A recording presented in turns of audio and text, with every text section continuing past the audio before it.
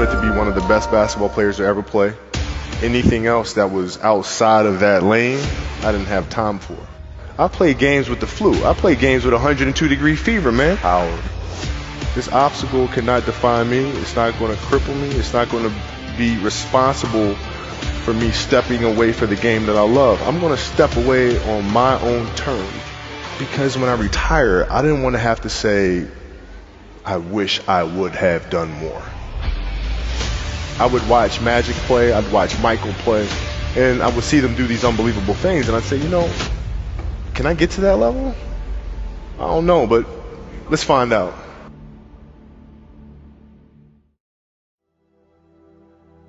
Who would Shaq be if he had your work ethic? He'd be the greatest of all time. If Shaq had your work ethic, he'd be the greatest of all time. Greatest of all time by a mile. Sure. He'd be the first to tell you that, for sure. I mean, this guy was a force like I have never seen. I mean, it was crazy. You know, a guy at that size, generally guys at that size are a little timid and they don't want to be tall. They don't want to be big. Man, this dude he did not care. He was mean. He was nasty. He was competitive. He was vindictive. I mean, I wish he was in the gym. I would have had 12 rings. Yeah, because listen, I don't deal with people that don't commit at that level, but then act as if they do. I don't deal with that. I don't. You know, he would say, okay, Kobe's not throwing me the ball. And, you know, media would take it and run with it and all sorts of stuff. And I'm like, well, bruh, if you were in shape, by the time I run down on a fast break and run back and then run down, you're still coming down the first time, bruh. Like, what the hell do you want me to do? Right? So a lot of our contention came from that. And even though he was older, you were still confronting him. You didn't care. Oh, I didn't care, man. From listen, day one, bro. From day one. I knew for sure Rick Fox, my teammates, they all thought I was absolutely crazy the day me and Shaq got in a fist fight. After that day, they were like, okay, Kobe, you're certifiable. Fist fight. Oh, I'm not backing down. Listen, ain't no way. You know, there's a level of respect, and for Shaq too, by the way. I know he's told me that day was a big turning point for him, because it was like, you know, he's generally used to talking trash and saying what he wants and nobody really stepping up and challenging him on that. And when he saw me challenge him on that, he was like, this kid's crazy. All right, I can win with that. So at 13 years old, I had a kill list. And so, you know, they used to do these rankings. It was Street and Smith basketball rankings. And I was nowhere to be found, because I was like 6'4", scrawny, like 160 pounds soaking wet. So I was like 57 on the list. And so I will look at 56, 55, all the way up to number 1, who these players are, what club teams they played for. So when we go on an AAU travel circuit, I got to hunt them down. Right? And so that became my mission in high school, is to check off every other person, all those 56 other names, hunt them down and knock them down. So like at 13 years old, you know, I played the longer game, because my game wasn't about being better than you at 13. It was to be better than you when, you know, the chips are really on the line. So when we played at 13, I would size you up and see what your strengths and weaknesses are. How do you approach the game? Are you silly about it? Are you goofy about it? Are you good at it just because you're bigger and stronger than everybody else? Right? Or is there actually thought and skill that you put into it?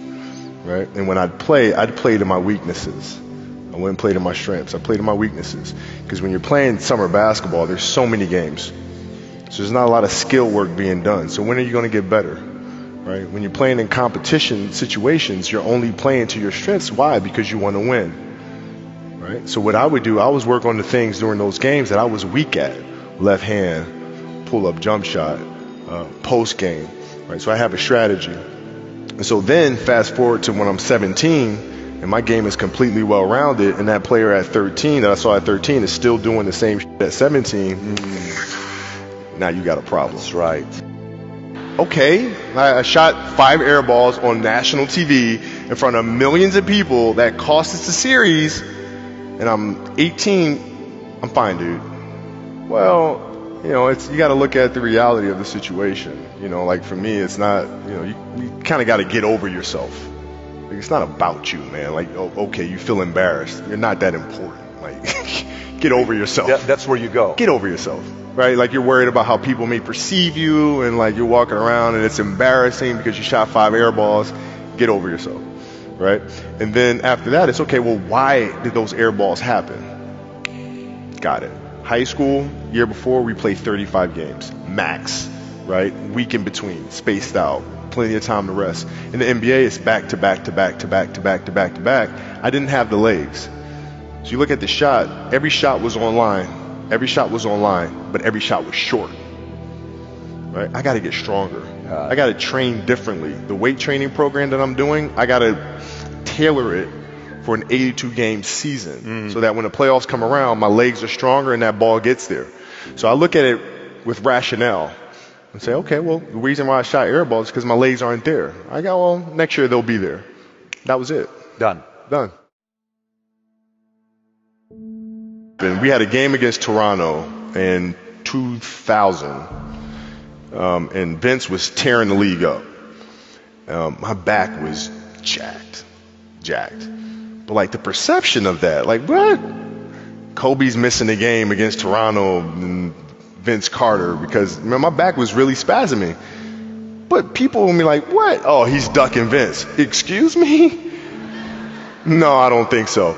So I would be in the layup line like, okay, there's a lot of days where, you know, you can rest and recover. Today ain't one of them. Your back can bother you any other day. That shit ain't bothering me today. He gonna have to see me today. Yeah. Amen. Yeah. You're playing against the Golden State Warriors. Score is 107-109. You guys are close to getting into the playoffs. You know exactly what happens in the game. You go up, you're about to take your shot, and then all of a sudden, boom, Achilles happens, right? Friend of mine, Nima, he is here just to listen to. He played ball.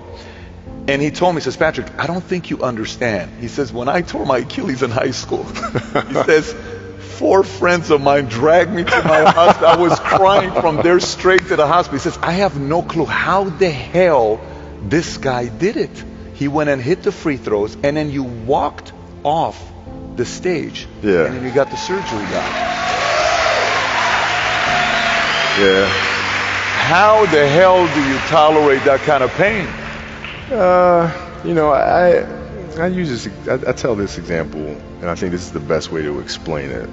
You know, you have a hamstring injury, you pull your hamstring really, really badly, you can barely walk, right? Let alone play anything, soccer, basketball, volleyball, whatever it is. You can't do anything.